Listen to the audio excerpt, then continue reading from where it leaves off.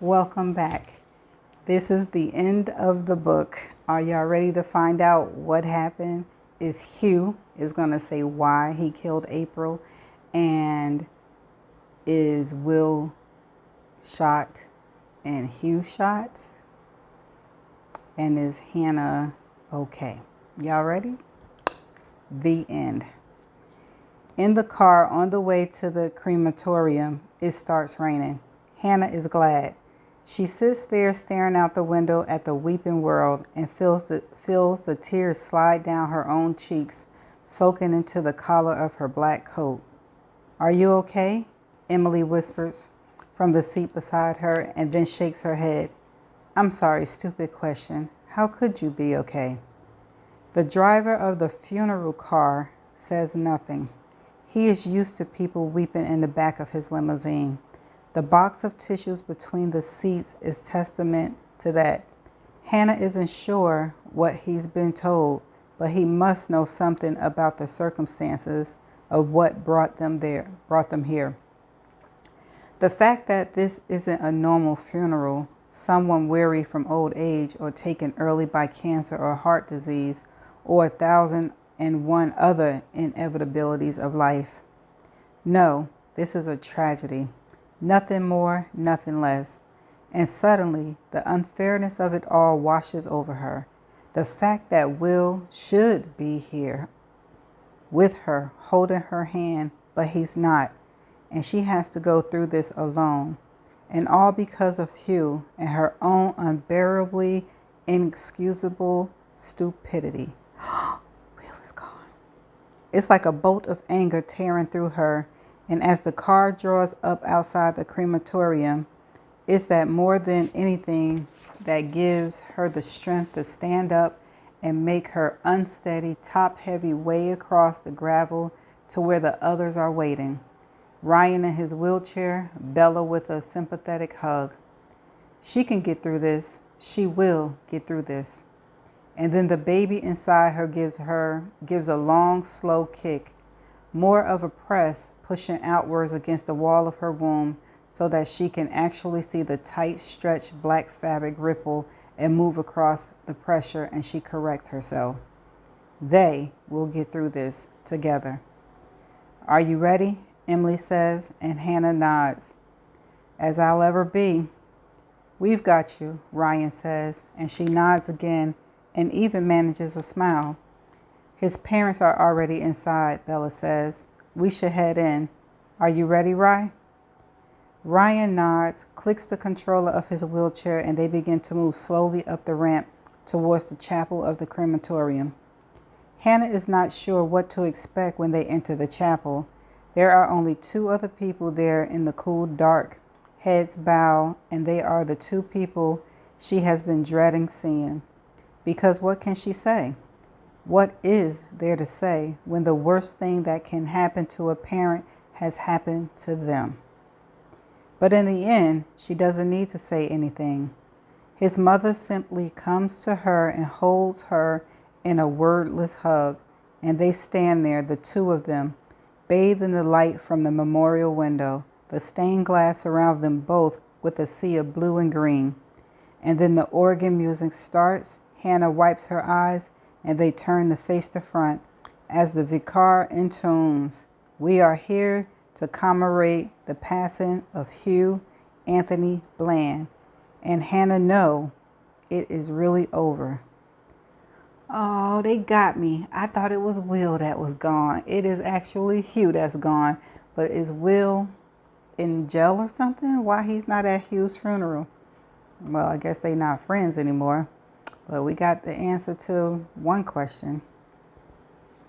The beginning. Maternity's the other way, the lady at the desk calls to Hannah as she passes through the front entrance and walks up the corridor towards the lift. "Oh, I know," she shouts back over her shoulder. "I'm not here for me. I'm visiting my husband." In the lift she stands, feeling a slow heave and shift of the baby inside her. Its movements have changed over the last week or so, not slowed down, as the midwives keep stressing. But instead of the frantic flurry and activity she has become used to, the movements are becoming more deliberate. Her child is growing into its limbs and growing out of space to shift and turn. It's flipped head down, the midwife said at their last appointment. I can't promise it'll stay like that, but fingers crossed. She puts her hand on the hard round bump jutting out just below her ribs. It's buttocks, the midwife had said, tracing a long rounded curve of her belly, and there's its spine. The lift pings and she heaves herself into action, out of the doors and up the corridor to the right, where Will's ward is situated. Oh, he's in the hospital. He made it. He is sitting up in bed, talking to a doctor, nodding. Hannah hangs back for a moment, unsure whether to interrupt, but Will sees her and his face lights up. Han, come and sit down. Dr. James, this is my wife, Hannah. Ah, so you're the lucky woman, the doctor says. Fingers crossed, we can have him up and about for the big day. He nods at her stomach. Dr. James was just saying I could probably get a discharge tomorrow, Will says, grinning. With conditions, the doctor said firmly, and sign off from occupational therapy, because obviously your wife isn't going to be doing any lifting. You need to be able to maneuver yourself on and off the commode and so on. Will makes a face and nods, but Hannah can tell he's taking it as read, and puts out his hand and squeezes hers as hard as he can. Afterwards, when the doctor has said his goodbyes and left, Will turns to her and pats the pillow beside him. Come on up. Will, are you nuts? Hannah looks at the narrow sliver of bed and then down at her own ample width. There is no way I'll fit on there. Come on. He shifts himself across, wincing as he does. You'll fit. I'll hold you in. Gingerly, trying not to disturb the dressing on his side, Hannah climbs up and slides into the narrow space between Will on the bed. She leans back against his arm, feeling him grip her shoulders with a surprising strength. She remembers that long, nightmarish wait for the ambulance in the darkness on the beach. Will's hands holding hers, slippery with his own blood. His grip faltered as he flickered in and out of consciousness, and her own heart stopping every time his grip slackened, imagining that this time, Will was slipping away from her in the darkness, as Hugh had already done. She shuts her eyes for a second, giving herself one long moment of acknowledging the horror of that night, and then opens them, firmly pushing the image away. Is that okay? She asks, trying to keep her voice brisk and matter of fact. I'm not hurting you. You're not hurting me, he says. He brushes the hair off her face with his free hand, stroking her cheek with such tenderness that her heart clenches with love. Now, tell me how it went this morning. Was it bad? Oh, Will, she puts her hand over her face. It was awful. His poor parents. The vicar was amazing, but what could he say? How can you celebrate a life like that, knowing what everyone knows? I'm still kind of amazed that they let you all come, Will says. His parents, I mean, in their shoes? I don't know. I think I would have said no mourners. Hannah nods slowly. She had been thinking the same thing in the limousine to the crematorium, wondering why Hugh's parents had said it was okay. But when she felt Hugh's mother's arm come around her, she thought she understood. I know, me too, but in a way, she stops, looking out the window across Edinburgh's rooftops. In a way, I think they knew we needed to say goodbye too. Do you know what I mean? Like it was closure or something. And maybe, she gropes for the word she's seeking, maybe they needed to see me too, see that the baby and I were okay in spite of what he did. Yeah, I get that, Will says.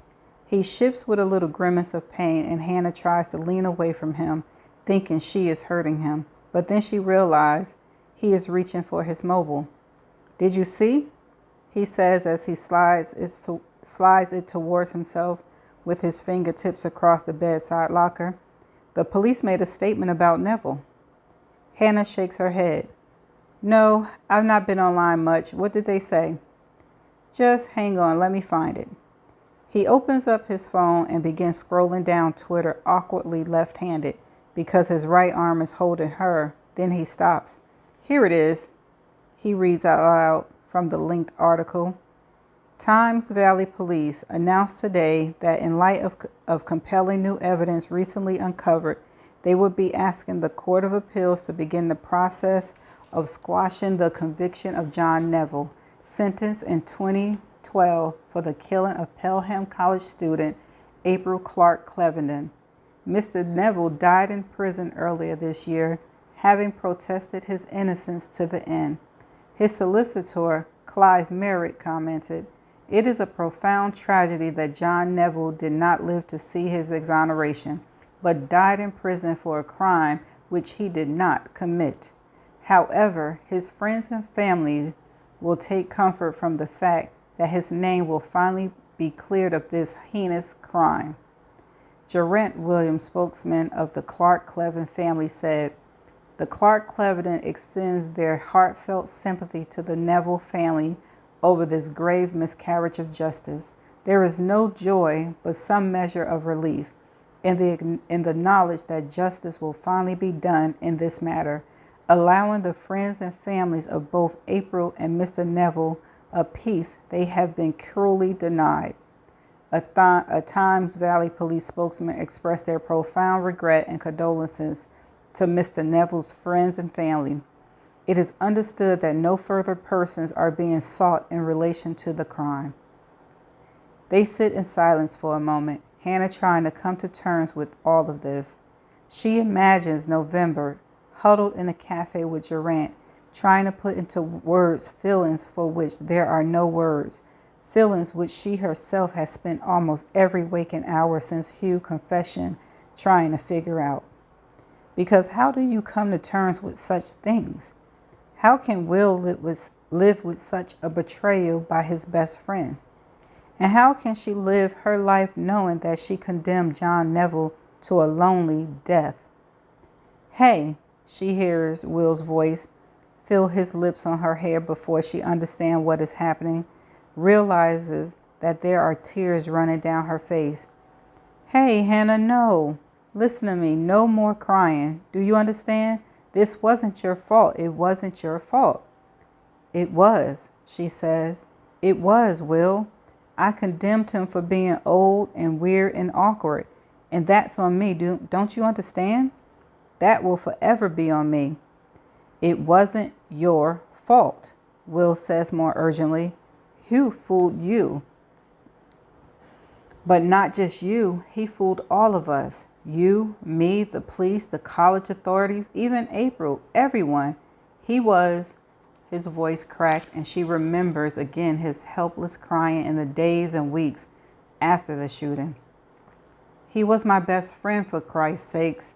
I loved him, and I introduced him to you, to April. Doesn't that make me just as culpable?" Hannah lies back on Will's pillow and she takes a deep breath, trying to quell her own tears. She knows Will is right. This is on Hugh and only Hugh. And yet, she is right too. They all believed Hugh not because of what he was, but because of what he seemed. Charming, gentle, harmless, handsome. All the things that John Neville was not. And that is on them. And it will be forever. She will have to learn to live with that knowledge for the rest of her life. "I tell you what ticks me off," Will is saying now bitterly. He wipes his eyes with an angry swipe of his free hand. "It's that line, evidence recovered, recently uncovered, like Times Valley Police were the ones who dug all this up. Evidence handed to us on a fucking plate by a bunch of civilians at risk of their lives would be nearer the mark." Excuse me. Hannah nods. She and Will have talked about this, about that nightmarish night, about Will's long, terrifying motorbike journey through the darkness with Hannah's voice whispering in his ears beneath his helmet as she drew Hugh through his confession. He has told her how it felt, that growing sick certainly as he sped around bend after bend, racing through tunnels, bumped over cattle grids, and he realized not just that Hannah was in trouble, but how and why. It was his recording of that conversation that clinched everything with the police, and even now Hannah goes cold with a mixture of relief and fear when she thinks of that split-second choice of what might have happened if Will hadn't made the decision to record her call. She could have ended up in jail herself, or Will could have, because when the police had finally arrived to find Hannah hysterical, Hugh dead, and Will shot through the side and bleeding out into the sandy soil of the cliff top, they had been inclined to treat Hannah as a potential killer, cuffing her and bundling her into a separate ambulance as Will was blue lighted away into the distance. Her story, after all, was almost too fanciful to be believable. A decade-old murder, her own growing doubts, and Hugh's actions, the kidnapping, the struggle, the shooting, first Will and then himself through the heart. Oh, he killed himself. Had his gun simply gone off as he and Will struggled back and forth with a barrel between them? Or maybe Hannah thinks of his weariness in the car, the weight that seemed to be pressing down upon him as they drove deeper into the night. Maybe he had finally grown sick of the toll of everything he had sacrificed to protect his own secret. They will never know the truth about those final moments. Not even Will knows. The dark, nightmarish struggle is as unclear to him as it is to Hannah, and all he remembers is his own pain, the shock and realization that he had been shot and was bleeding out, great gouts of spreading warmth. But it was Will's phone in Hannah's hand, sticky and red, the phone she had passed across to the police, unlocked with shaking bloody fingers that spelled out everything else. Hugh, backing up Hannah's story in his own words. Bravo, Hannah Jones. So you finally figured it out. I knew you would eventually. But she hasn't figured it out, or not completely, because she still doesn't know why he did it. No one does. Right. Why did he do it? Okay. In the taxi on the way back from the hospital, she calls November on her new replacement phone, fills her in on the funeral on how Will is doing. He might be out tomorrow, she says, and just saying the words set up a little thrill inside her. The thought of having Will back home, battered and bruised to be sure, with a hole in his side the size of a fist, and a black and yellow hemorrhaging that spread across most of his torso, but home. It has been lonely these last couple of weeks, just her and the baby. Lonely, waking in the night, gasping from nightmares that she is still there, still in that car, driving to an unknown destination with a man she knows to be a killer. Lonely, knowing that if something happens, if she goes into early labor or begins to bleed, it will be just her in the cab to the hospital, waiting for the doctors, trying to plead her case. The bruise where Hugh hit her has gone from blue-black to a sickly yellow-green, but she can still feel it sometimes in the night when she turns awkwardly, her well-like belly dragging the blankets with her. It twinges, the torn muscles aching deep inside. Her mother came up to stay for the first week, making her comfort food dinners like spaghetti and meatballs and a big stoggy lasagna. But after 7 days, Hannah told her gently that she needed to go home, that she, Hannah, needed to get used to this, to managing by herself. And besides, she might need her mother here even more if Will wasn't out before she gave birth. Come and stay with me, her mother urged, just until Will's well again. But Hannah shook her head. She couldn't leave Edinburgh, not with Will so sick, not even in the early days when all she could do was sit by his bed and watch his eyes flickering restlessly beneath closed lids. Still less once he woke up enough to miss her presence.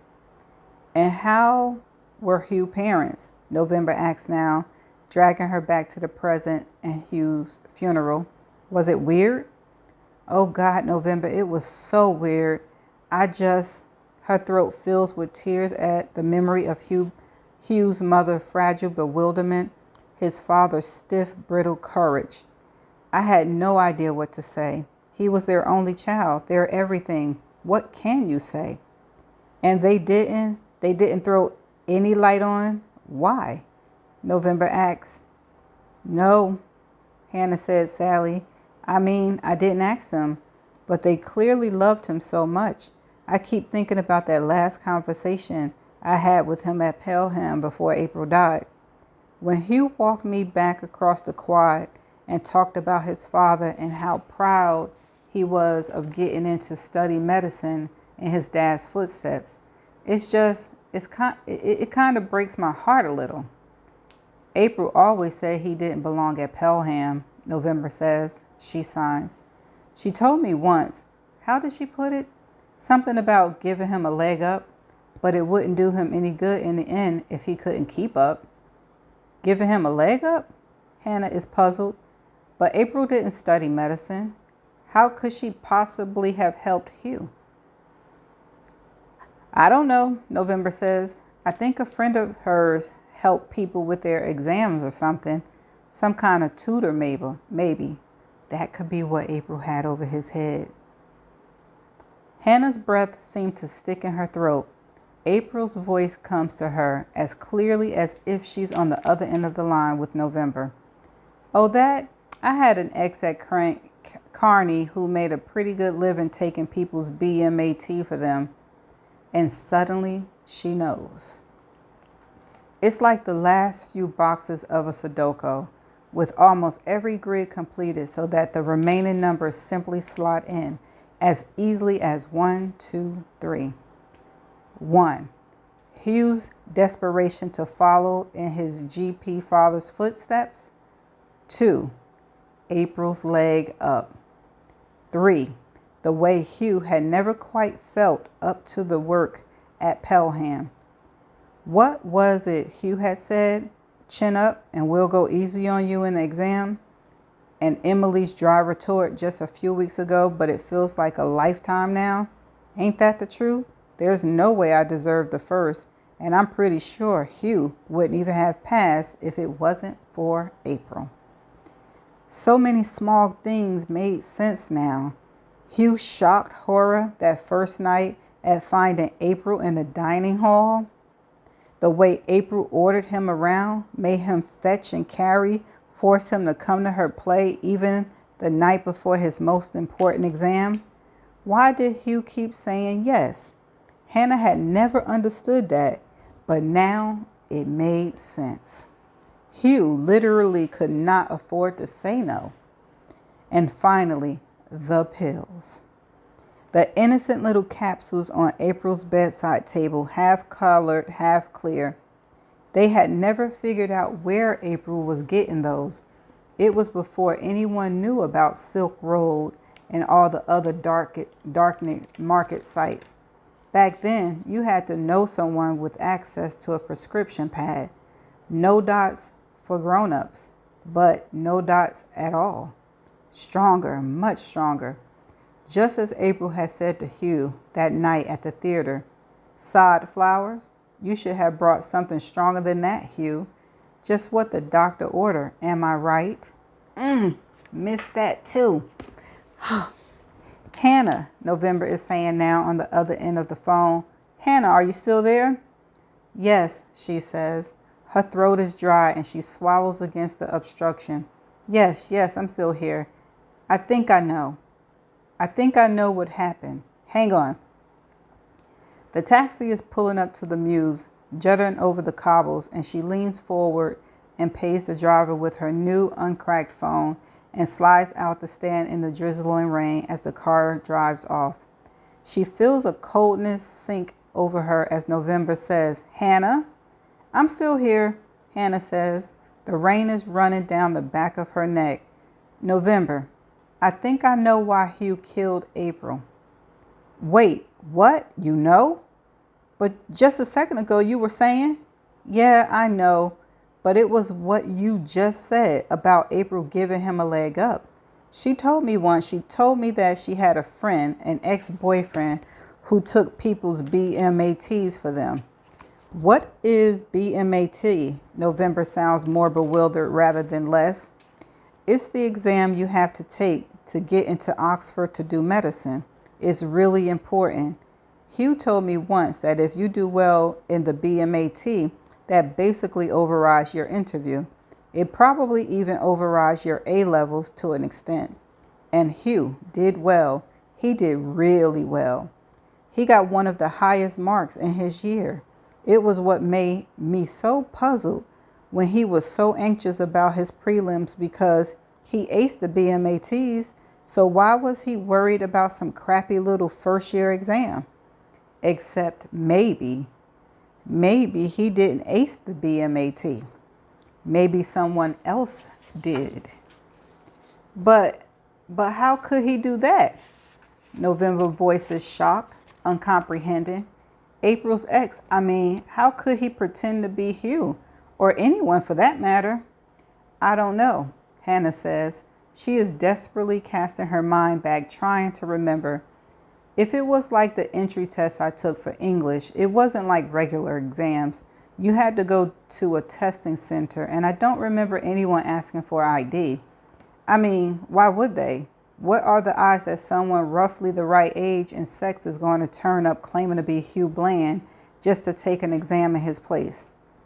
Unless, November says slowly, unless you were someone who'd been paid to do exactly that. But how would Hugh have paid this guy? It doesn't sound like he had much spare cash. He didn't, Hannah says, but he had a father who was a GP and probably access to his prescription pad. It wasn't digitalized in those days. Most GPs were still handwriting their prescriptions. How hard do you think it would be for a bright kid like Hugh to steal a few scripts and write them out for lucrative prescription-only drugs? Drugs like, I'm not pronouncing it. November says with a sudden flat understanding. Oh, God, you even said it could have been a drug deal gone bad. I think it was many drug deals gone bad, Hannah says now. She feels an awful, desperate certainty. April never did know when to stop when she was pushing people too far. I remember her offering me the pills, the way she said, there's plenty more where those came from. She'd been taking them for ages, hadn't she? Long before she came to Pelham. I think she must have been milking Hugh for drugs for months, ever since he took the test. In fact, when she discovered he was at Pelham, she looked so pleased, like the cat that got the cream. She sure did. And I couldn't understand it, even at the time, because they were never particularly friends. But I think this must have been why. Her little drug supplier, not just there in Oxford, but right at the same college as her. And she held it over him all year until he finally snapped. I said it, didn't I? But what could he do?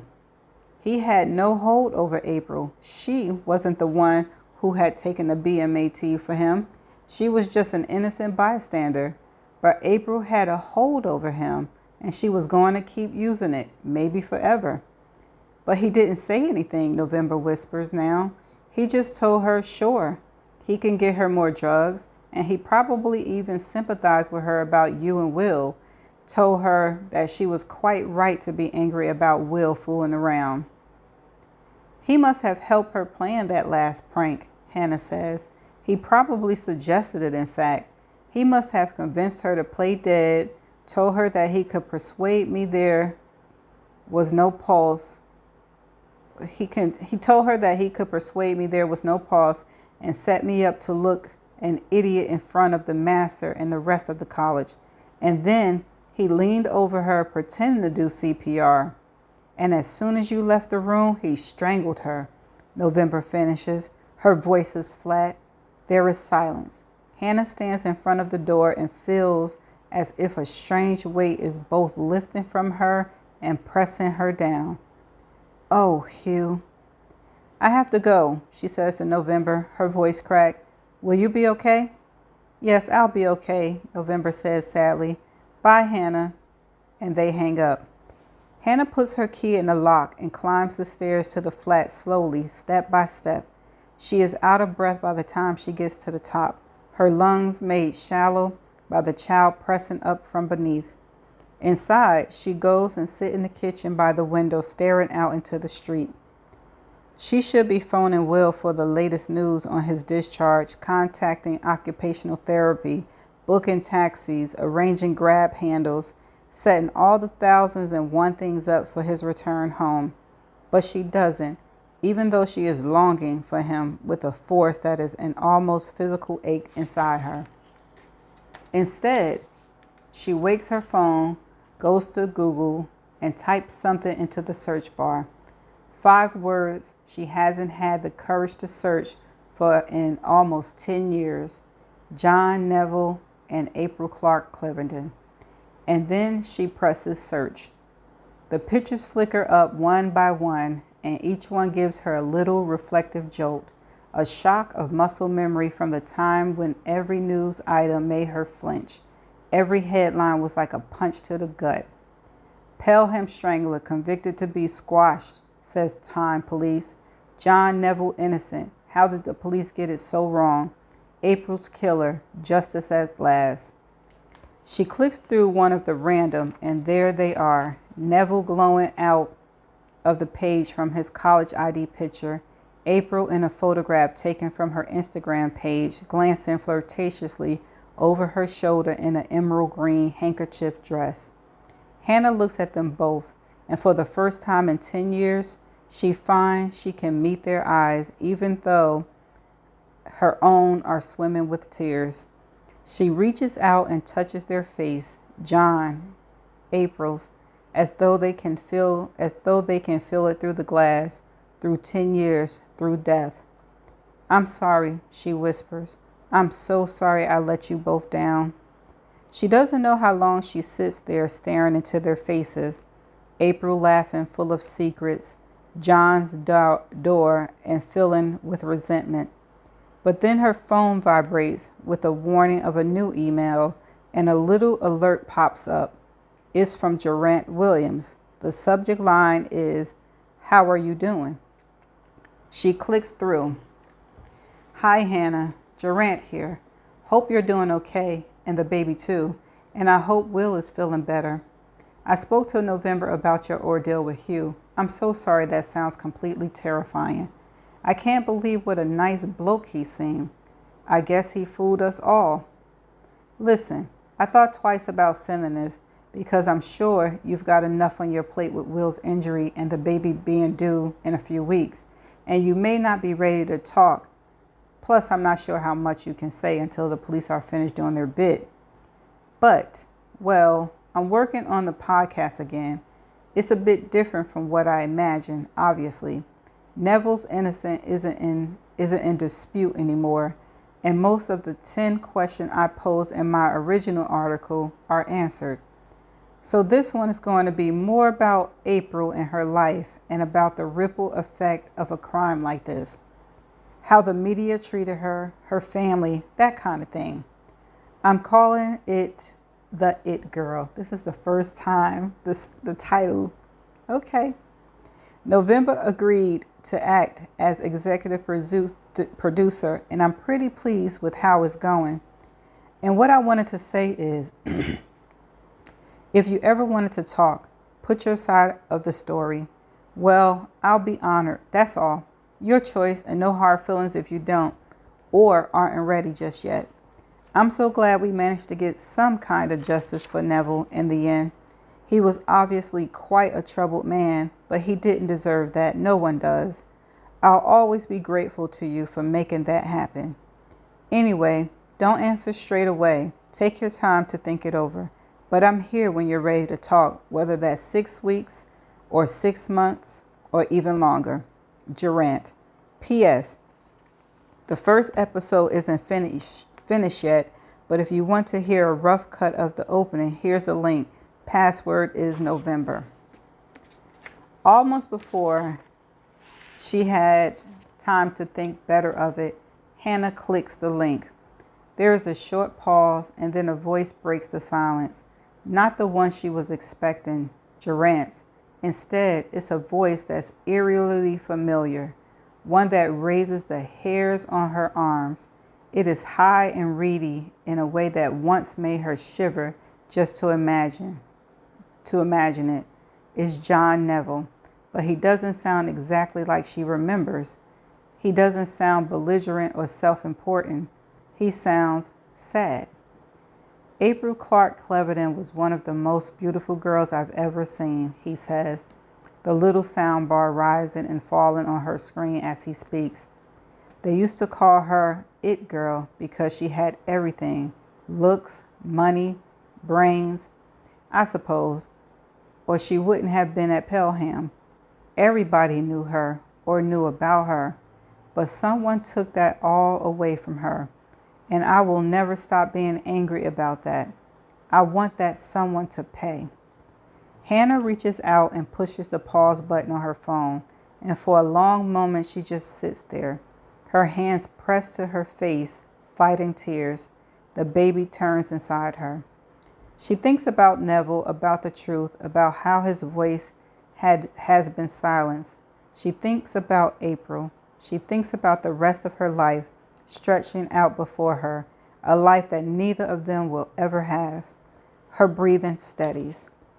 Then she crosses to her laptop and opens it, bringing up Durant's email. She wants to reply before she can change her mind. Dear Durant, nice to hear from you. I saw your name in the news as the CC spokesperson. I'm glad November got you to support her with handling the press. As for me, I'm doing okay, thanks. So is Will, at least. He's not out of the hospital yet, but they say he may be discharged soon. I know you said not to reply straight away, but I'm going to. I'm going to give you my answer now, and please know that it's not going to change. I am ready, but not to talk. In some ways, I feel as if I've done nothing but talk. I've told my versions again and again to the police, to the courts, to you and November and Will, and I've been telling it for more than 10 years. I've said everything, and now it's time for me to shut up and move on. I listened to the opening of your podcast, and I hope it's a huge hit. You know the truth, and you'll tell it well. And April's life deserved to be celebrated, just as Neville's voice deserved to be heard. But I've said enough. I've given enough of my life to April's death. Be safe, stay well, take care of November. She needs someone like you. Love, Hannah. She hovers for a moment with her mouse over the paper airplane button, and then, very firmly, she presses it, and the email whooshes away, leaving her staring at her inbox and the line of folders ranked next to her unread emails. Bills, house, personal receipts, and then finally, requests. Slowly, very slowly, she opens up the folder, and for the first time in years, maybe even the first time ever, she scans down the list of emails. Hannah, urgent, we need to talk. Fee available. Message for Hannah Jones regarding Pelham Strangler case. Important update on Clark Cleverton case, time sensitive. ITV News request for comments referring April update. Interview request for Mel. Please pass to Miss Jones. There are a dozen of them, hundreds, thousands, going back years and years and years. Slowly, very slowly, she checks the box mark. She checks the box marked all. A dialog box pops up. All 50 messages on this page are selected. Select all 2,758 messages in request. She clicks the select all 2,758. Then she moves over and presses the delete button.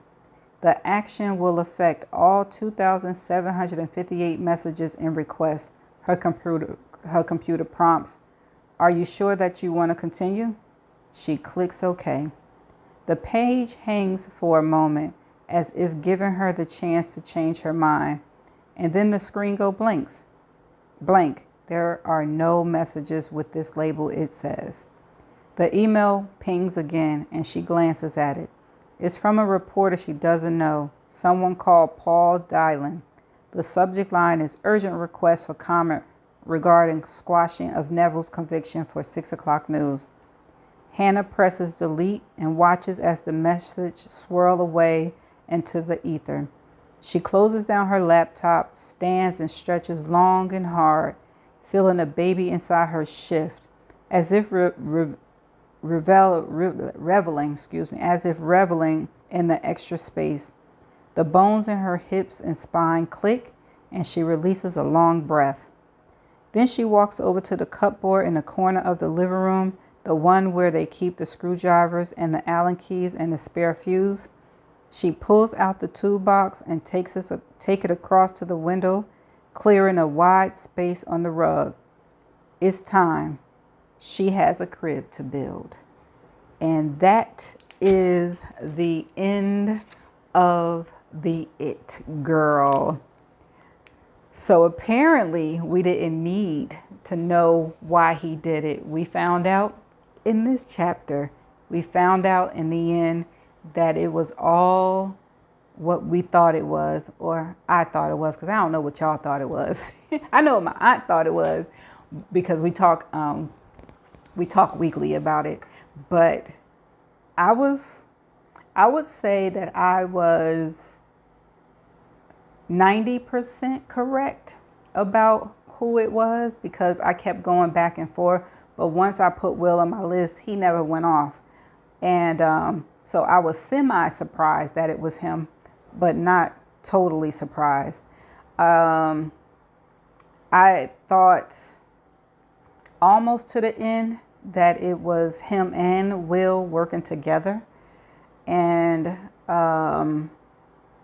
what else did I think? I thought that, oh yeah, I did think Emily did it, but yeah, she was no longer a suspect. Dr. Myers stopped being a suspect. But I was glad that Will was there to save her. He did get shot, as y'all heard. Hugh was the one who passed away. And that's about it.